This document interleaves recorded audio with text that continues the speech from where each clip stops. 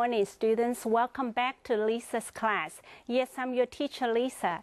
As for now, we have learned 2 chapters related to business letter. The first chapter we have learned forms of letter, 书信的格式, and the second chapter we have learned the language used in business letter. 在商业书信里头会用到的语言还的这些问题。那今天我们要move on to another type of business letter, which is email. Well, what is our chapter focus for today? Let's take a closer look. Well, today, the first focus, we are going to learn the elements that are included in an email. 学习一封电子邮件应该要包含的要素。The second focus for today, to learn the general rules when writing email. 学习撰写一封电子邮件的时候应该有的基本原则。Well, 在商业书信里头，电子邮件的写作是非常普遍被使用的。但是虽然它很方便，也很有效很迅速但是有一些人仍然偏爱，有一些情况仍然偏爱传统书信的写作。比如说这封书信是牵涉到私人的、机密的或是法律的，这个时候你可能还是要与传统的书信来替代。那现在我们因为email 的 writing 是这么的 popular， 也这么的被广泛使用，我们仍然要学习它基本使用的原则。现在我们就来看一封email 的注字，它包含哪些东西。首先我们来看第一个是 username， 就是使用者的名称。在monitor 上边我们有2个范例，一个是 movers， 一个是徐1114，这个是 username。那第二个部分是什么呢？就是小老鼠后边之后的，我们叫做那是一个 ISP， 叫做 Internet Service Provider。那在这里头我们看到的有 Crown Van， 还有NUTC。OK， 我们再来看还有一些就是这个公司行号呢，常常它会有缩写的在 email 注字上，比如说 Crown Van， 它就是Crown Van Lines International Movers 的这样子的简称。那NUTC 呢，它是 National Taichung University of Science and Technology， 台中科技大学的简称，所以它的通常会用简称的方式缩写的方式。那还有呢，第3个部分就是你可以从它的点后那个 dot 后边的 .com， 它是代表着公司，代表着 .org， 你可以判断它是一个机构 organization。.biz 你就知道这个注字是来自一个商业的 business 的这种行号来的。那.edu 你就知道它是一个教育机构。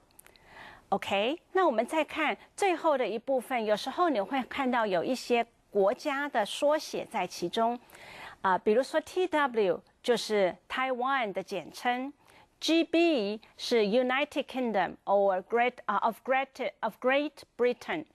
那 US 呢就是 United States， 你就可以判断 CN 就是 China，KR 就是 Korea，Hong Kong 就是简称 HK，Japan 就变成 JP。Alright， 刚刚所看到的就是一个 email address 里头会有的几个 parts。那 next we are going to talk about the format of an email. Okay, let's take a look. From, usually if you're writing from yourself, it will show your address on the from block. What about to? To is a recipient. Whoever is going to receive this email address, maybe you can set up in your email address. As soon as you click the person's name, it will show who is the person's address. 老师常常说，为了避免你一写出去就是你还没写完就发给对方，这时候会展现出你不够专业。So what could we do? And I always teach tell my students you can put your name in the to section， 就是说避免发错，在 to 的部分你先写给自己，那等到信件都完成了，再来真正的再来送一次，就不会造成一个 accident 的发生。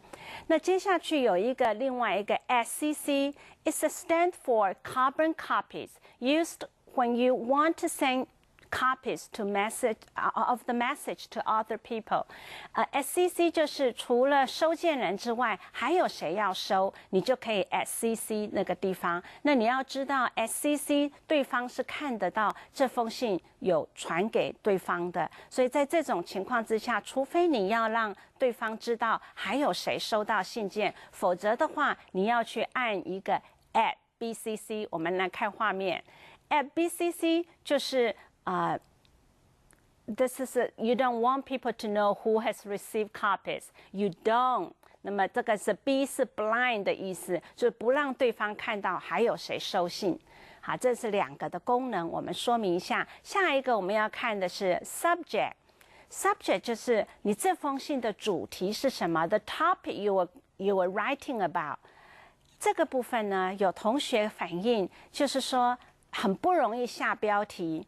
其实你不用把标题想成是一个完整的句子，你把标题想成是一个 highlight of the message。到底这封信的重点是什么？比如说这是一个催款信，你就写催款信；比如说这是一封关于旅游的或者是访问的，你就写 visitation。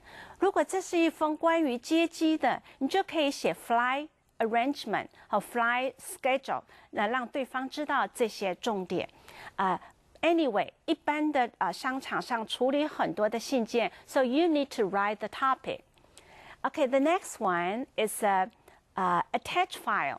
If you have any documents you want to attach to this message, so don't forget， 你需要在 attach file 按它，一按它，你马上就把附件从你的桌面或文件浏览进去，你就不会忘记。有时候老师会收到一封，很多时候有人说我寄给你 attach file， 但是却没有 attach file， 这个就是在文书上的处理上，我觉得不是很专业。也就是说，你说你要 attach， 你就 attach， 所以避免你没有做到，你就每一次一写到 attach 的时候，就赶快去 attach 你的 file， 不然的话，你又要再用一封信去更正、去修改，大家就变得很容易失焦了，很容易不清楚。那下一个呢，就是salutation 哈 ，salutation 就是称呼，这个称呼跟在一般书信的称呼是一样的。接下来是 body of letter， 这信件的主轴啊，这是老师觉得这个信件的处理要 keep it short and to the point， 还有 limit yourself to one topic per message，use full block style。在 email 的这个 body part 也是用 KISS 的原则 ，keep it short and simple。还有就是老师建议你都是靠边边哈，叫做 full blocked style， 就是不要空5个字的那种哈，不要第一个句子空5个字，不需要，通通都是靠边。那我们来看在它的complementary clause clause 应该怎么说 ？complementary clause 就是可以用 best wishes，thank you，have a great day 都可以是你的 complementary clause 的方法哈，就是收尾的部分。那还有呢 ，signature 虽然这里叫 signature， 但通常电子邮件基本上就是就是打你的名字。除此之外，在这个 block 里头，你还要put the company contact information, things like the name of the company, telephone number, text number, fax number, and email address. 但是这些柱子，事实上你是可以在你的信箱里头设定的，你就不用每一次都要去type 它。还有一个部分就是在 email 的使用，很多人习惯，年轻人很喜欢用那个 emoticon， 就是表情符号。你们看这些表情符号不管是微笑，还是接下去的眨眼啊、伤心啊，还或者是惊讶，这些呢大笑啊，这些表情符号，事实上老师不建议在商务的英文的书信里头进行这样子的表情符号表示因为我觉得不是很适合。Well, let's take a short break before we continue our lesson.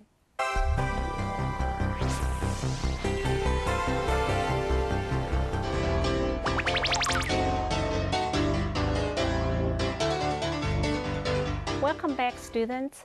Now we're going to continue to learn another email message, and we're going to learn what can we learn from this email message. Well, first, we're going to learn from the header information. Okay, now we're going to read this message, and from the header, and we'll see what can we learn. Okay, from, and you read, we know that was from Kim Nigak.Okay, what about from to? 谁收信人呢？UTS Chris Wang， 还有很多 CC 的人CC 有好多人会收到这封信。And what about a sent date？ 我们可以从这里也可以 email， 也可以让你知道发送的时间、日期。And of course, the subject line, very clear. This is an invitation for grand opening.And also give you the date. Okay, so the header information, you know this information. 你知道谁寄信，谁收信还有除了收信人之外，还有 CC 给谁，还有主题是什么，以及时间。And now we're going to learn from the information provided in the signature block. Okay, signature block 在 email 里头也可以读出一些东西。Well,this is the sender's full name, Kim Negna.Okay, and also the email address, and also the cell phone number. 这都是 sender 的 information. 然后我们也看到了，他另外打出这个 company 的full name and company 的接下去是 company 的 address. Okay, company 的 contact information, phone number, fax number, and also the email address. 按照老师刚刚说到的，就是这些 signature block 除了自己的签名之外type 你自己的名字之外，你可以把公司相关的这些 contact information 先设定好在你的 email 里头，所以你一到 signature block 这些东西，每一次一写信，这些东西就会出来。Okay, all right, now we're going to move on and we're going to take another short break.All right, welcome back, students. We're going to continue our next section, writing tips. 老师整理一些在 email 写作的时候你们应该可以避免的错误。首先呢，老师觉得一封 email 虽然很简单、很方便，但是它仍然应该有基本的礼仪哈。So I would say first, you need to start with the appropriate salutation， 就是你的称呼必须要很得当哈比如说你应该 capital 每一个字的第一个字哈，比如说 dear 哈 dear shareholder dear Mr. Smith。M 跟 S 的大写 Dear customers 哈 DC 这样子的 salutation 需要大写在 salutation 里头你可以用它的last name 就是它的given name family name 比如说 Mr. Smith Mrs. White Miss Green 这样子的，他的姓你可以加上 Mr. 或 Miss 来说来称呼他，或者你可以用你跟他很熟了，你可以直接称他 Dear Mary， 但是你就是不可以说 Mrs. Mary。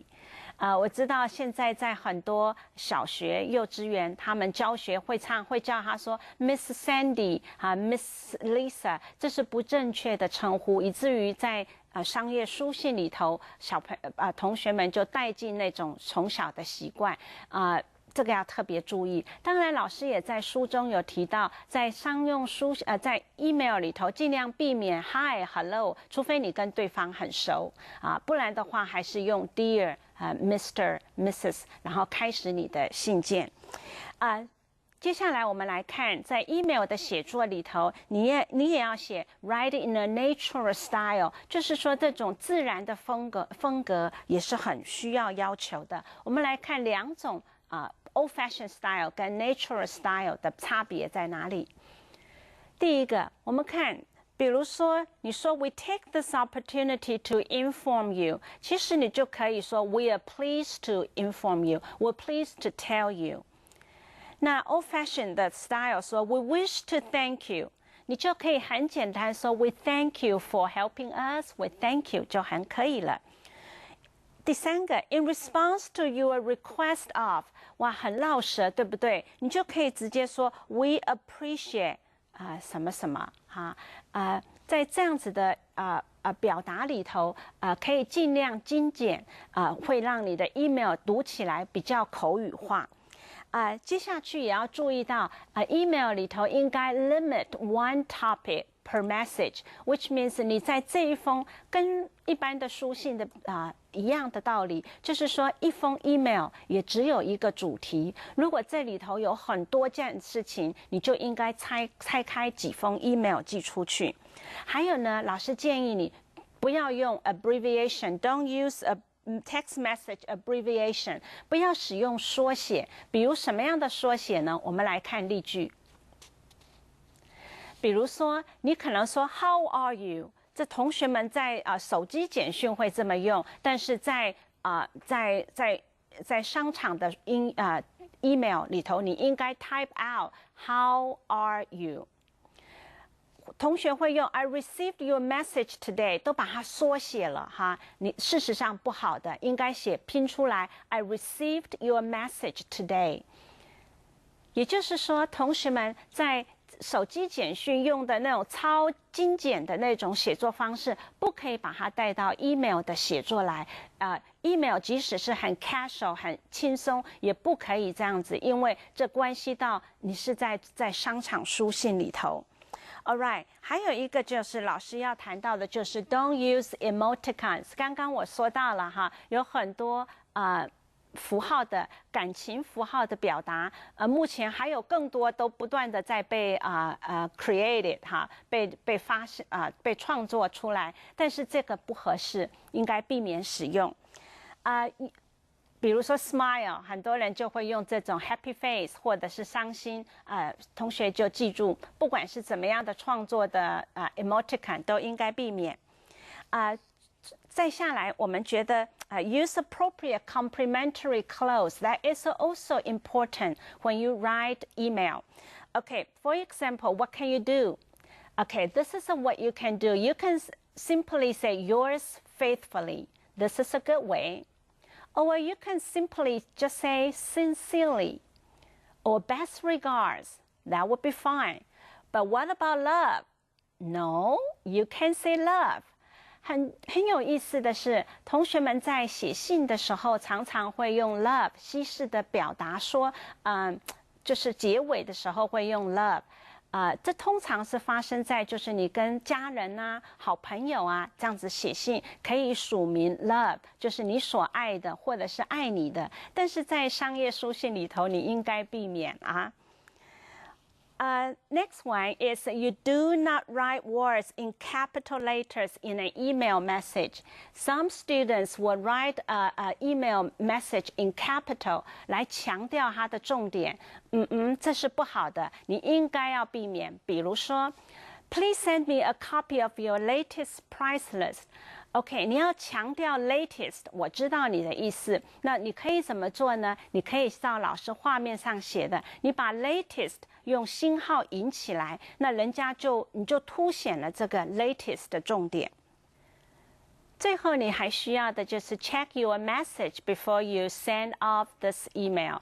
Okay, what you need to check, you need to check spelling and check grammar.OK， 这是为什么老师一开始就说怕你意外的没有计划的就把这封信寄出去了，所以你可以在 to 的那个 address 写自己的住址，那你也会有机会check 这些 spelling 跟 grammar， 或者是有些同学他会先去 Word 里头编写这个内容，这也是很好的办法。因为那个软体会帮你 check spelling 跟 grammar， 然后你再用 cut and paste 的方式，剪贴的方式回到 email 来不管你用什么方式，你必须要跑一趟，就是走一趟这个 spelling check、grammar check，because that is the way you demonstrate your professionalism, so you have to do it. 同学不可以轻易的就发出一封错误百出的信，人家会觉得你不够专业。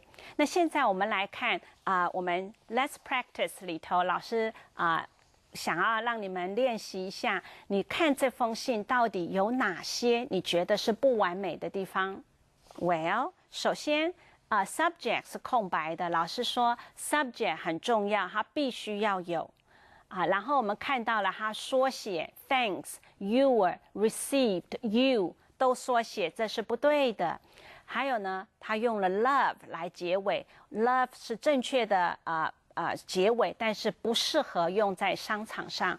那真正你应该改成什么方式呢 ？Subject 你应该看这封信的内容。我们快速的看一下这封信的内容。他说 ：“Many thanks for your prompt confirmation. We confirm that we receive your registration.” 所以就这么简单，是 confirm your registration。第二个呢？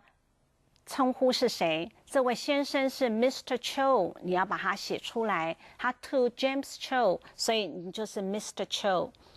接下去 Thanks，OK， 把它拼出来。Thanks for your prompt confirmation。再来，我们看 Received， 把它拼出来。还有呢 ，You 把它拼出来。Love 需要改变。改成 sincerely 或者是 your sincerely 都可以，很多种方式，就是必须要改过。All right， 同学们，接下去我们要来有一小段的同学们还有在职场的人对这个单元所进行的提问，我们看 Q&A。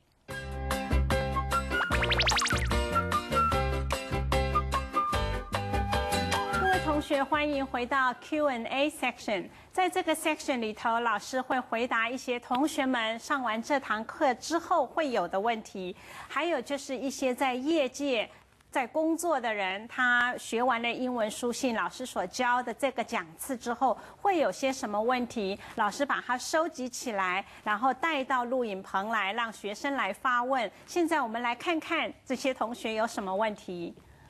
Lisa， 在听完商用书信 email 的架构解说后，我还有一个疑问，就是 email 的标题该如何下呢？是否可以不用下标题？首先，老师要告诉你，不行，email 每天大家要处理很多的 email， 那你如果没有下 subject， 就是那个 subject 是空白的时候，人家不会知道这封信的重要性，也很难去很快速的去处理。所以为了人可以准确的去处理你的问题，你一定要有标题。那至于标题怎么下呢？我想同学可以想，你这封信的 purpose of this message。你这封信的 purpose 是什么？这封信是催款呢，那你就写催款。如果你就写如果这封信是关于旅游的安排，或者是 flight schedule 的安排，你就写 flight schedule。你就写一些 key point， 你这封 message 的 key point 在 subject line 里头，这样子可以帮助这封信处理的快速一点点。还有没有问题？Lisa 老师，我在网络聊天的时候不常修改英文字母的大小写，请问在 email 书信中需要注意大小写的问题吗？还有每一行有规定要多少个字吗？如果不会自动换行的话怎么办？OK， 首先不会自动换行怎么办？我想每一个 email 软体你都可以先去 set up 这个 set 去把它 set up 一行要多少个字，它就会自动换行了。还有一个就是你说大小写要不要注意它呢？老师觉得很多人都会用大写写 email， 我觉得这是不好的。其实即使是 email， 你写的还是跟普通写信的方式是一样。那个那个方法跟它的那种客套哈，都必须是保留的，方便人家 read。你还是第一个字大写，其他字是小写，就好像一般的书信一样。OK， 那至于要多少个字，我觉得就是在荧幕上会呈现多少个字为原则，这样子能够感觉很好读，不用再去移动那个 cursor 再去读，这种原则就可以了。在写电子邮件的时候，可以随性一点吗？像是加一些可爱的符号，或者是缩写一连串的字，像是 identification 变成 ID，thanks 改成 TKS。首先你刚刚说的第一个问题就是写电子邮件可不可以加一些可爱的符号？我要常常同学，如果你是跟自己的朋友来互写邮件，这样子做是 OK 的，但是我不建议你在商用的书信里头加这些可爱的，我们说emoticon 就是 emotion 的这些电子的这种符号，老师觉得不妥，这只是彰显你不够专业而已。那至于长串的字，你把它缩写成短的，只要是有些像 identification 说 ID， 我觉得这是 OK 的。但是thanks 这个字你用 TKS 好像不常见，这个在别的在电子书信里头，我觉得还是不要就那么短的字，你又把它缩写，我觉得不妥不知道还有没有问题？老师，在电子邮件呢，有些人是 .com， 可是有些人是 .com 的 TW， 这让我非常 confused 这个原因就是因为它 email 住址里头的 .tw 就是指这个 server 这个地方是属于国家什么国家的。那如果没有标示出来，它就是属于国际性的那当然很小心，你不可以有些 .com。有些 .com、.tw 你没有写 .tw 就去到了不同的地方了，所以这个部分我们在我们的这个讲次里头也有说明。那在这个部分就是不同的国家、不同的代码那你多写几次就会知道。但是首先就是要知道有国家的代码在里头跟没有是不一样的，这个住址会去到不一样的地方。我要各位同学我们很高兴这些同学提出对 email 写作会有的问题。如果你也有问题你随时可以反映可以透过网络的方式问老师，或者是在电视在教室授课的时候，你也可以提出来询问你的老师希望同学有很愉快的学习。谢谢。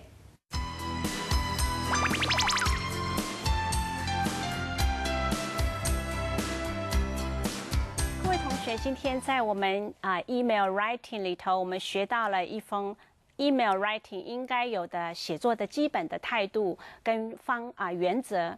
首先当然一份完全的 email 住址你学到了有分好几个 username、ISP， 还有一些后边的住址。还有一个就是在写 email writing 里头应该注意到的它虽然是一个很方便，好像突然变得好像可以很轻松一样。是的，它可以很轻松，因为很方便，但是在商场上 email 的 writing 的这种它的重点还是不能够，它的礼数仍然不可以避免不可以不做比如说 salutation， 比如说 subject你一定要有 subject比如说 salutation 要有很合适的 appropriate 的 salutation， 还有 body part 里头one theme one message. If you have more than one theme, you send another message. Okay, 接下来是 complementary clause. So it's the same as a formal letter writing.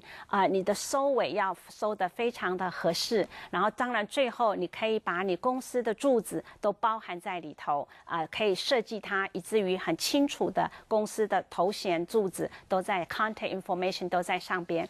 希望今天同学所学的对你会有帮助。OK, thank you, bye bye.